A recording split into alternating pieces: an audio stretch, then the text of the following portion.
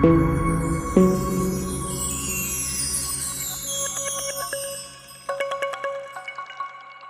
ಜೀವನಕ್ಕೆ ಸ್ವಾಗತ. ಇವತ್ತು ನಮ್ಮ ಭಾರತ ರೈಲ್ ಬಗ್ಗೆ ನಾನು ಮಾತಾಡಬೇಕು ಅಂತ ವಿಡಿಯೋ ಮಾಡ್ತಾ ಇದ್ದೀನಿ. ಇವರೆಲ್ಲ ನೋಡಿದ್ದೆಲ್ಲ ಮಾಡ್ತಾರೆ ಅಂತ ಅನ್ಕೋಬೋದೇನೋ ಕೆಲವರು, ಆದರೆ ನನಗೆ ಅದರಲ್ಲೊಂದು ಬೇಸರ ಏನಾಯಿತು ಅಂದರೆ ಆ ಬೇಸರಕ್ಕೋಸ್ಕರನೇ ನಾನು ವಿಡಿಯೋ ಮಾಡ್ತಾ ಇದ್ದೀನಿ.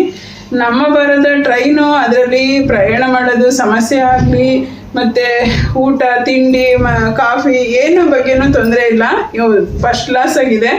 ಎಲ್ಲರೂ ಒಂದ್ಸತಿ ಜರ್ನಿ ಮಾಡಲೇಬೇಕು. ನಮ್ಮ ಭಾರತ ಟ್ರೈನಲ್ಲಿ ಒಂದ್ಸತಿ ಜರ್ನಿ ಮಾಡಲೇಬೇಕು. ಬೆಂಗಳೂರು ಟು ಧಾರವಾಡಕ್ಕೆ ಇರೋದದು. ಹಂಗಾಗಿ ಎಲ್ಲರೂ ಒಂದ್ಸತಿ ಆದ್ರೂ ಹೋಗಿ ಬನ್ನಿ. ಟಿಕೆಟ್ದು ಊಟ ಸೇರಿಸಿ 1,100 ರೂಪಾಯಿ ಬೀಳುತ್ತೆ. ತುಂಬಾ ಚೆನ್ನಾಗಿದೆ. ಒಳ್ಳೆ ಏರೋಪ್ಲೇನ್ ಥರ ಇದೆ. ನನ್ನ ವಿಡಿಯೋದಲ್ಲಿ ನಿಮಗೆ ನೋಡಿಸ್ತೀನಿ, ವಿಡಿಯೋದಲ್ಲಿ ಹಾಕಿದ್ದೀನಿ. ಮತ್ತು ನಾನು ಶಾರ್ಟ್ಸನ್ನು ಸಹ ಅದಕ್ಕೆ ಅಲ್ಲಿ ಏನೇನು ಕೊಡ್ತಾರೆ, ಹೇಗಿರುತ್ತೆ ಅನ್ನೋದನ್ನು ನಾನು ಒಂದು ಶಾರ್ಟ್ಸು ಮಾಡಿದ್ದೀನಿ. ಈ ಶಾರ್ಟ್ಸಲ್ಲಿ ಇಷ್ಟೊಂದು ಮಾಹಿತಿನ ನಾವು ಇದು ಮಾಡ್ಕೊಳಕ್ಕಾಗೋದಿಲ್ಲ, ಅದಕ್ಕೋಸ್ಕರ ನಾನು ವಿಡಿಯೋ ಮಾಡ್ತಾ ಇದ್ದೀನಿ. ನನಗೆ ಬೇಸರ ಆಗಿದೆ ಏನಪ್ಪ ಅಂತಂದರೆ, ಬೆಂಗಳೂರು ಟು ಧಾರವಾಡ ಫುಲ್ಲು ಕನ್ನಡಿಗರೇ ನಾವು ಇರೋದು. ಯಾವ ಕಡೆನೇ ಆಗಲಿ ಟ್ರೈನಲ್ಲಿ ಹಿಂದಿಯವ್ರ ಬಗ್ಗೆ ನಾನು ಖಂಡಿತ ದ್ವೇಷ ಮಾಡ್ತಾ ಇಲ್ಲ. ಅವರು ಮನುಷ್ಯರೇನೆ.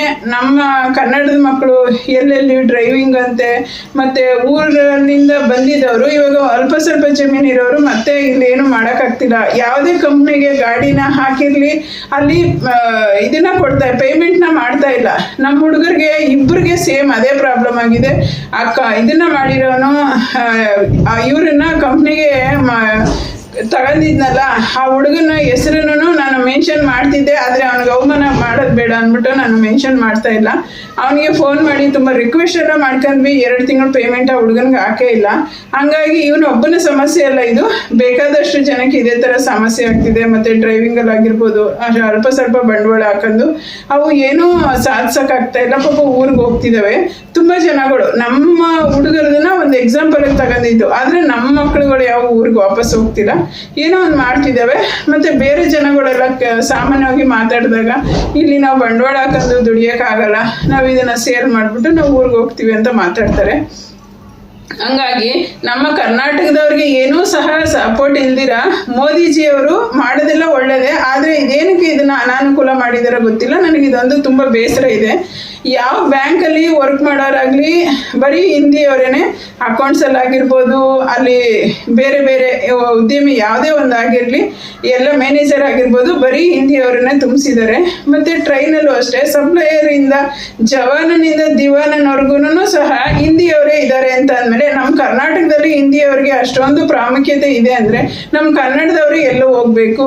ಇದನ್ನು ನನಗೆ ಇದೇನು ಮೋದಿಯವ್ರಿಗೆ ತಲುಪಿಬಿಡುತ್ತಾ ಅಂತ ಅನ್ಕೋಬೋದು ಜನಗಳು. ಕೆಲವೊಂದೊಂದು ನನ್ನ ವಿಡಿಯೋಗಳು ಟಾಪ್ವರೆಗೂ ತಲುಪಿದ್ದಾವೆ.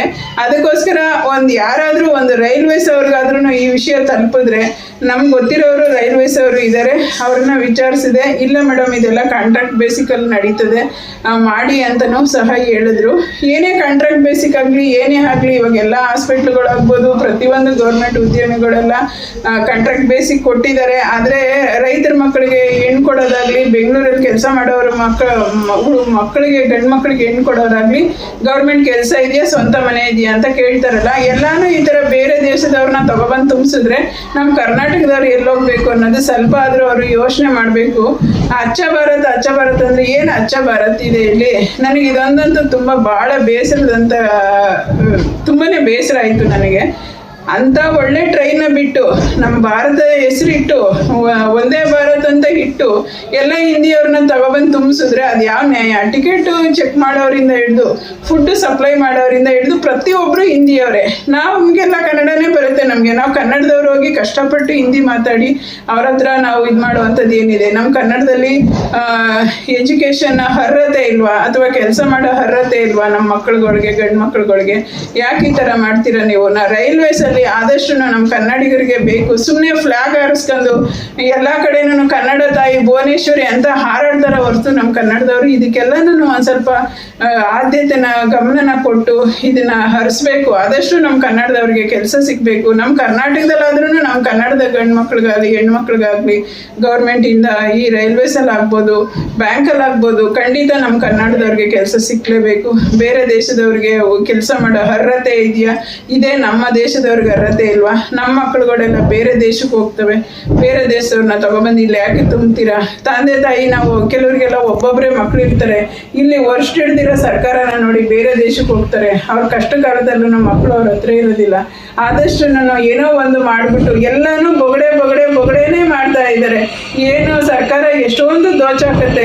ಯಾವುದೋ ಒಂದು ಕಾರ್ಡ್ ಇದ್ರೆ ಒಂದು ಬಡವರ ಅಲ್ಲ ಮಿಡಲ್ ಕ್ಲಾಸ್ ಫ್ಯಾಮಿಲಿ ಅವರಿಗೆ ತೀರಾ ಲೋ ಲೆವೆಲ್ ಅವರು ಹೆಂಗೋ ಜೀವನ ಮಾಡ್ತಾರೆ, ಹೈ ಲೆವೆಲ್ ಅವರು ಜೀವನ ಮಾಡ್ತಾರೆ. ಮಿಡ್ಲ್ ಕ್ಲಾಸ್ ಅವ್ರಿಗೆ ಸಮಸ್ಯೆ ಆಗಿರೋದು.